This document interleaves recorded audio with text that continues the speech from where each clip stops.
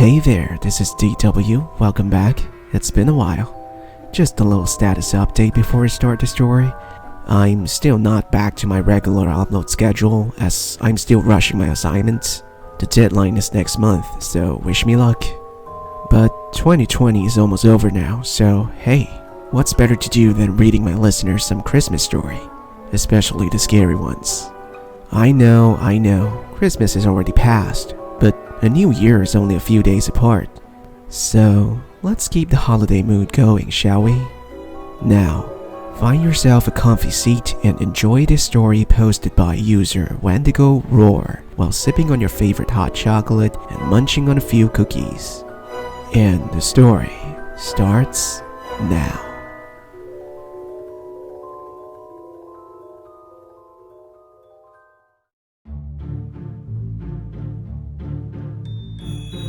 It was the third time that day that I felt an unnatural warmth begin where the child was sitting on my lap.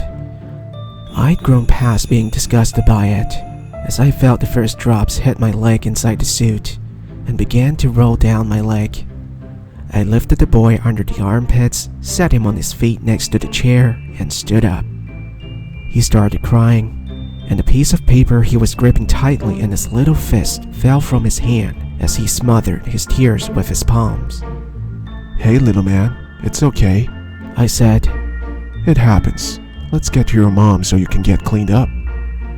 I looked up and saw a pretty blonde woman with arms full of shopping bags was already hurrying over, alerted either by the tears or the enormous wet spot on her son's pants.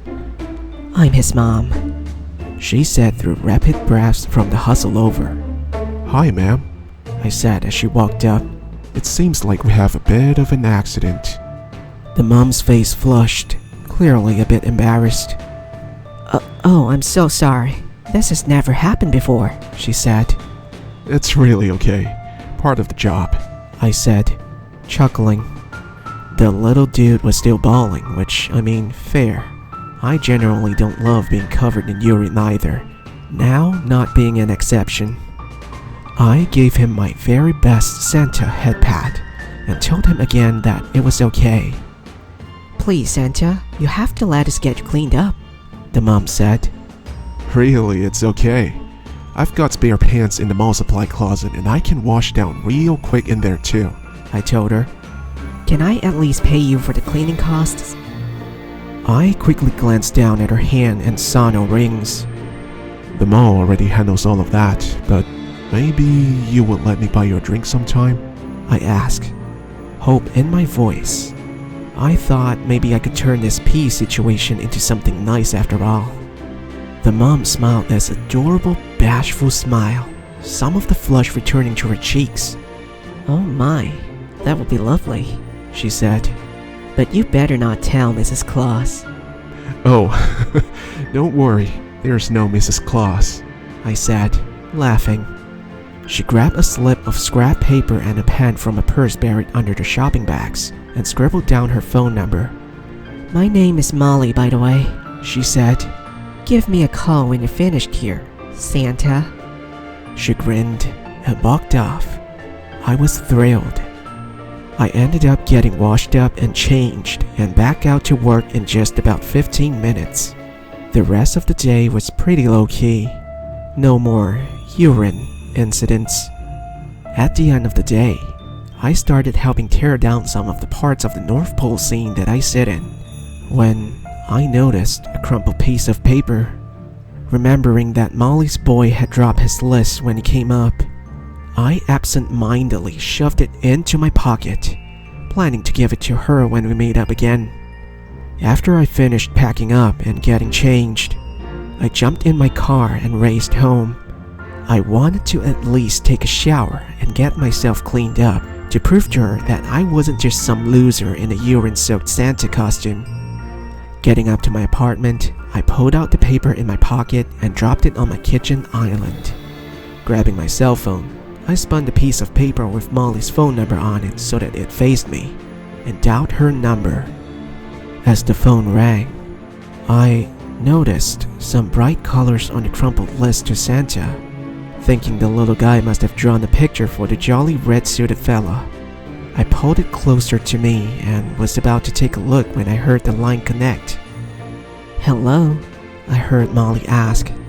Hi, I said cheerfully, absently pushing aside the drawing. it's Santa.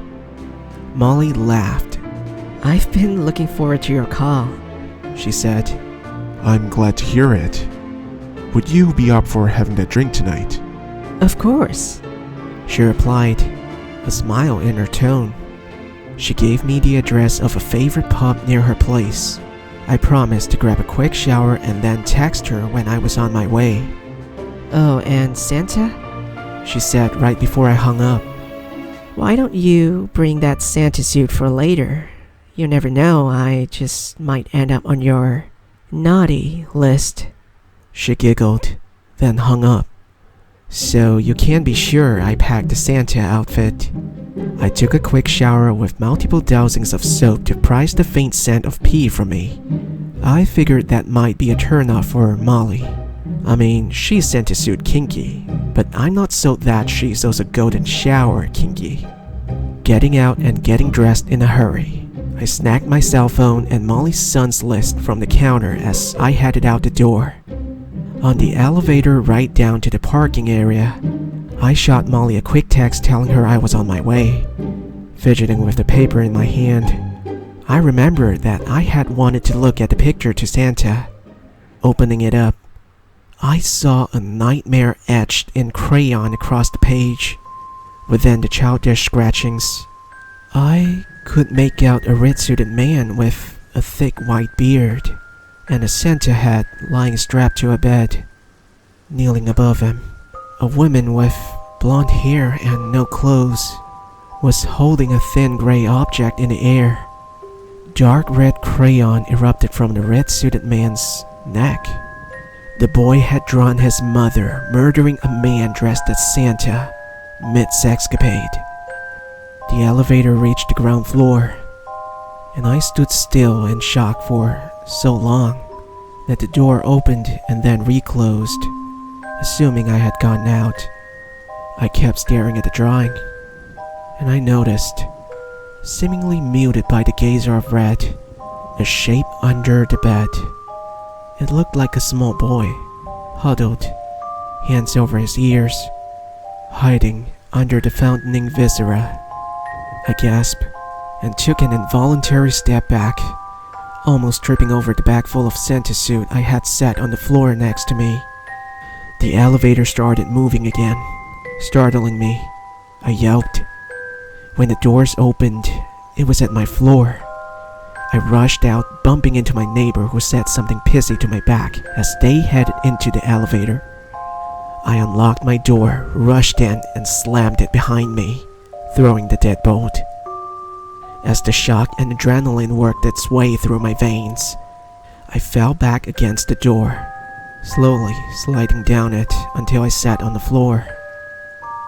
Eventually, I broke down and cried, grasping the drawing, the warning the boy had given me, tightly in my hand, just like he had this morning.